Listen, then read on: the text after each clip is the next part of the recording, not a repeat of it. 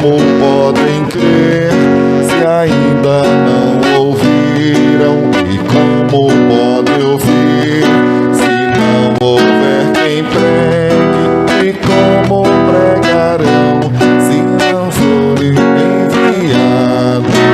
Aleluia, aleluia, aleluia. Jesus Cristo vai falar. Aleluia, aleluia. Ide pelo mundo o evangelho anunciar. O Senhor esteja convosco. Proclamação do Evangelho de Jesus Cristo segundo Mateus.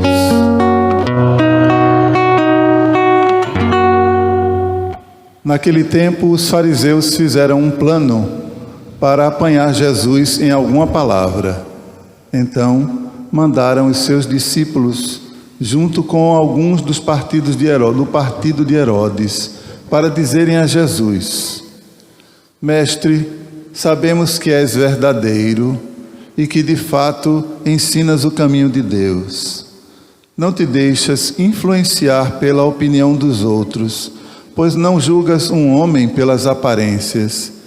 Dize-nos, pois, o que pensas? É lícito ou não pagar imposto a César? Jesus percebeu a maldade deles e disse: Hipócritas, por que me preparais uma armadilha? Mostrai-me a moeda do imposto. Levaram-lhe então a moeda. Jesus disse: De quem é a figura e a inscrição desta moeda? Eles responderam: De César. Jesus então lhes disse: Dai, pois, a César o que é de César, e a Deus o que é de Deus. Palavra da salvação.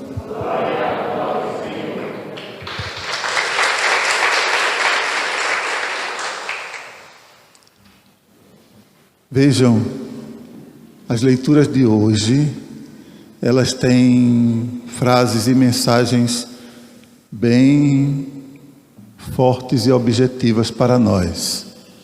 Primeira leitura diz, uma frase forte: Eu sou o Senhor, fora de mim não há Deus.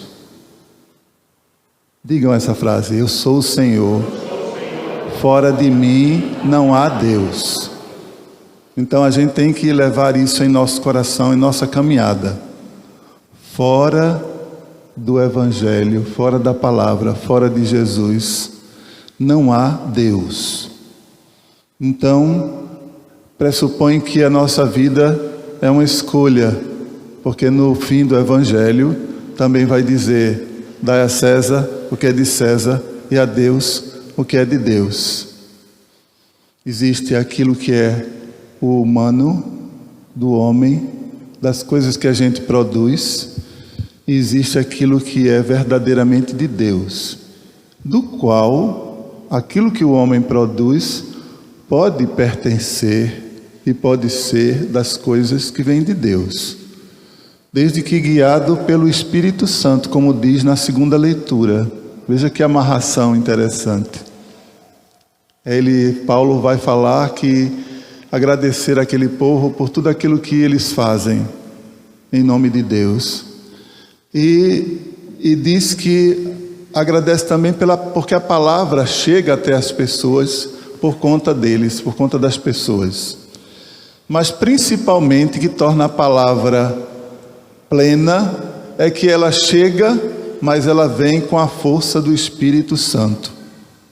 Essa semana eu fui ao cardiologista, e o cardiologista que fez o procedimento há uns 5 anos atrás, e eu, graças a Deus, fiquei livre de arritmia cardíaca, e ele é muito religioso. Um dia eu encontrei ele em Engenho do Meio com a esposa, e ele me disse no consultório que o que ele mais teve prazer na vida foi distribuir a sopa na rua, que o pessoal não tem o grupo da sopa, então eles participavam daquele grupo. E essa semana ele disse: padre, eu acho que eu estou com tendência a virar espírita. Aí eu digo: por quê? Isso não é brincadeira. Porque, inclusive, no dia da cirurgia, ele disse: o senhor tem fé ou não tem? Porque eu estava perguntando muito. Mas, o senhor tem fé? Ele me questionou. E aí, dessa vez, ele que estava se questionando, porque ele dizia: padre, eu acho que uma existência só é muito pouco para a gente conseguir construir alguma coisa em nós que seja digna de se apresentar diante de Deus. Aí eu digo: olha, você está falando que nem os judeus, os hebreus de uma determinada época, que não podiam ver Deus, que quem visse Deus morria. Jesus já aboliu tudo isso, porque Jesus apresenta o Deus que é Pai, Filho e Espírito Santo.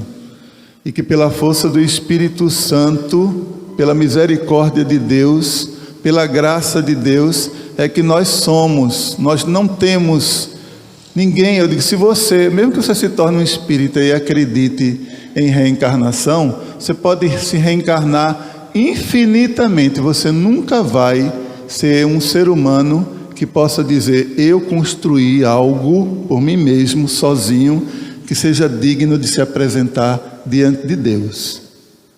Então, só nele é que a gente consegue encontrar graça e misericórdia para que a gente possa, não por nossas forças, nossos méritos, se apresentar diante dele. É pela misericórdia dele.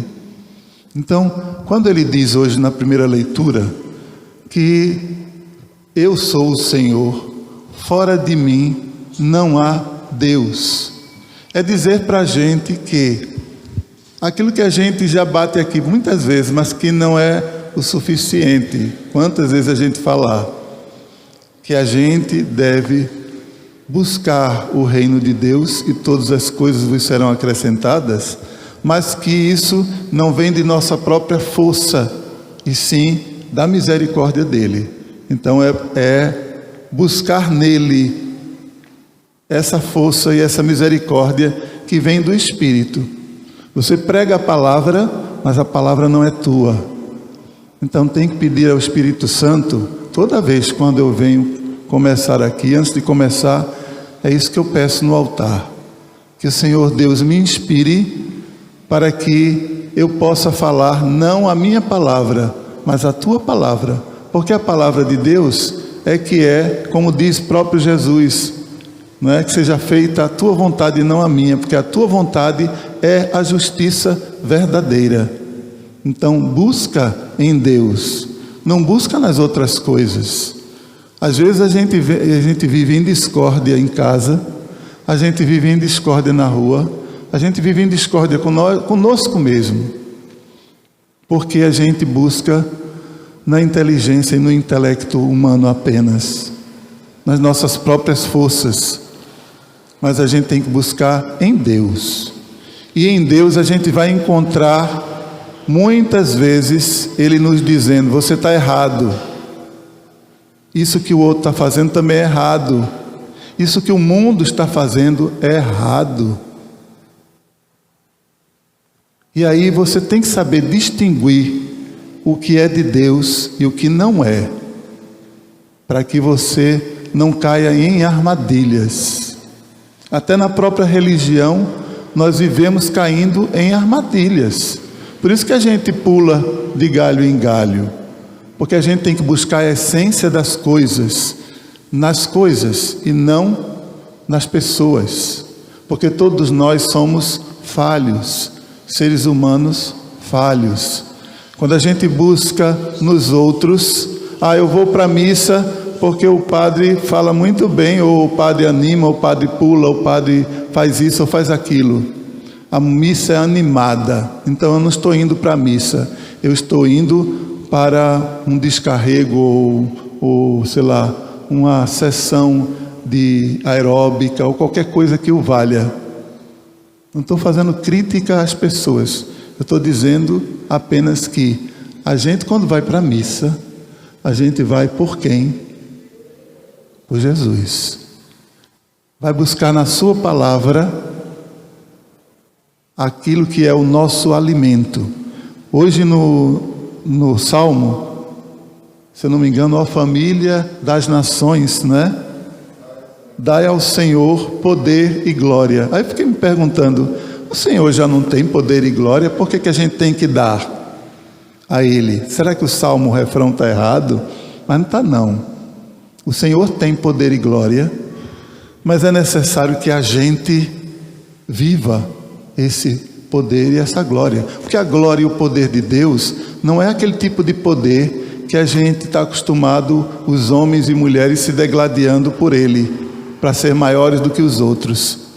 O poder de Deus é o poder da bondade, da misericórdia, do amor. Então, o que Ele quer com esse poder? Ele quer que a gente possa sentir a sua misericórdia, a sua bondade, o seu amor. Possa viver a sua bondade, a sua misericórdia, o seu amor.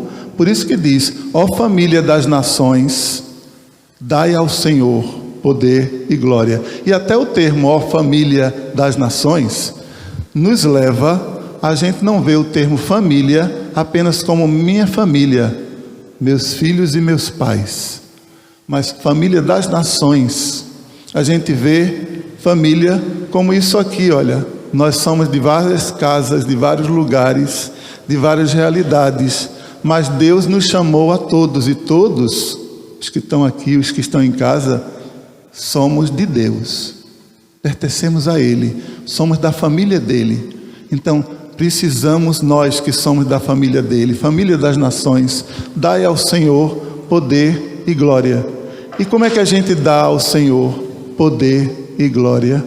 Por exemplo, nesse tempo todo que a gente está vivendo, é um tempo de reflexão. Dar poder e glória a Deus é, através das nossas ações, mostrar a bondade, a misericórdia e o amor de Deus, através das nossas ações. E não nossas ações que vêm da nossa própria força, mas vêm do impulso que o Espírito Santo que habita em nós nos faz viver. E aí sim, a gente vai poder escolher. Vejam, no Evangelho de hoje, por exemplo, como é que começa? O Evangelho de hoje, os fariseus, não é? Eles pegam os seus discípulos, eles não vão, eles pegam os seus discípulos, e parece que alguns outros, de Herodes e etc., e mandam uma mensagem. Aí nessa mensagem, eles fazem, eu estava dizendo ontem que eu costumo fazer isso, que os fariseus estão fazendo, não exatamente isso, mas assim, não tem aquela coisa de comer pela borda, não é? Não tem esse termo, pelas beiradas. Quando eu quero convencer alguém, eu vou arrumar um emprego e tenho uma audiência com alguém, ou eu vou falar com uma pessoa e quero ajuda, então eu faço o seguinte, eu não vou direto ao assunto, eu falo umas coisinhas para que a pessoa comece a entender, para que eu possa conquistar a atenção da pessoa e finalmente dizer, olha, eu vim aqui para isso, porque eu acho que eu tenho mais chance. Foi o que os fariseus tentaram fazer, só que eles fizeram e utilizaram da maldade, da hipocrisia. Eles mandaram os discípulos e disseram, vejam bem como eles são, eles disseram a Jesus, parece até que eles sabem, o mal sabe quem é o bem, e vai e diz as coisas. É impressionante, as pessoas sabem o caminho certo, mas preferem o caminho errado. Eles chegaram aqui e disseram no Evangelho, mestre, sabemos que és verdadeiro. Se é verdadeiro, por que não acredita nele? De fato ensinas o caminho de Deus. Olha, se ele ensina o caminho de Deus, eu quero viver esse caminho. Por que eu não vivo? Não te deixas influenciar pela opinião dos outros, ou seja, é positivo, é firme. Não julgas um homem pelas aparências. Dize-nos, pois, aí vem, dize-nos, pois, o que pensa. Aí vem a cilada. Ou seja, eles acharam que crescendo, sabe? eu vou encher o ego de Jesus, como estão acostumados a fazer com os homens. E nós, às vezes, nos deixamos levar por alguém que enche o nosso ego, enche. Aí a gente nem quer mais saber de nada, e a pessoa vai com falsidade, como eles, e dizem: o que é que tu pensas? É lícito ou não pagar imposto, pagar tributo a César? Aí vejam a estratégia de Jesus, o que é que ele diz? Jesus primeiro diz, chama eles de quê? Hipócritas. Por quê? Por que é que armas uma cilada? O que é que ele está fazendo com isso? Ele está dizendo: eu sei o que é que vocês estão fazendo. Eu não sou ingênuo. Deus sabe tudo, minha gente. Não pense que a gente engana Deus. Quando a gente pensa que engana Deus, é porque a gente não acredita em Deus. Então não se iluda. Você pode enganar quem quiser, mas a Deus ninguém engana, porque Ele tudo sabe. Sabe mais de nós do que nós mesmos. E aí Ele diz aí, é isso que Ele está dizendo para eles: hipócritas. E aí depois Ele pega, faz o quê? Ele vai utilizar, a estratégia dele é nos levar a pensar. O que é que Ele faz? Me dê, você tem uma moeda, que não é com isso que se paga o tributo a César. Você tem uma moeda? Tem, me dê aqui. Aí mostra para eles: o que é que está colocado nessa moeda? O que é que tem aqui? Aí eles dizem o quê? A imagem de César. Tem a imagem de Deus? Não, tem a imagem de César. Seja qual for, o que for que está ali, reflete o que o mundo, o que César, o que os romanos colocam. Então, se eles estão cobrando impostos dentro das regras deles, dai a César o que é de César. Dai a ele o que é dele. Dai. Mas que não sejas tu. Olha, ele diz para a gente hoje: dê para todos eles, dê para essa realidade de preferência pelo dinheiro, pelo poder, que faz pessoas colocarem dinheiro nas cuecas e tudo mais. Não é verdade? É. Isso aí é um fato pitoresco, é um detalhe dentro das nossas vidas. Deus hoje questiona a gente: o que é que você dá valor mais? O que é que você valoriza mais? Porque você vai valorizar também as pessoas pelo que você dá valor. Se você valoriza mais as coisas materiais, você vai dar valor às pessoas que também valorizam as coisas materiais. Ou você vai dar valor a pessoas que você olha assim e diz: olha, que homem ou que mulher importante. A importância vai estar gerada naquilo que ele tem, não naquilo que ele é. Quando você é de Deus, você valoriza as pessoas por aquilo que elas são. E nós, na realidade, não somos nada, não somos maiores do que ninguém, mas nós somos tudo, porque somos filhos de Deus. E não somos maiores uns que os outros, nós somos, diante de Deus, iguais. E aí, quando a gente é de Deus, a gente escolhe o que é de Deus, a gente escolhe a dar a Deus o que é dele. O que é que tem em nós que é dele? Me diga. Ao quê? A vida. Você está disposto a dar a vida a Deus? Leve para casa essa pergunta. Eu estou disposto ou disposta a dar a minha vida a Deus? Aí você diria: mas a vida não é dele? Ele tira a hora que ele quiser. Mas enquanto ele não tira, você dá sua vida a Deus? Porque vida é a cada dia que a gente vive. Vida é viver a vida, não é só uma coisa. Vejam o diferente entre material e espiritual. O material está ali, mas vida, que é espiritual, nos faz viver. Só é vida quando a gente vive. Então você só é amor quando você vive o amor. Você só é misericórdia quando você vive a misericórdia. Então dar a César o que é de César e a Deus o que é de Deus quer dizer: olha, viva as coisas que o mundo oferece, mas seja de Deus. Viva as coisas que o mundo oferece, mas seja tua vida de Deus. Louvado seja nosso Senhor Jesus Cristo. Creio em Deus Pai.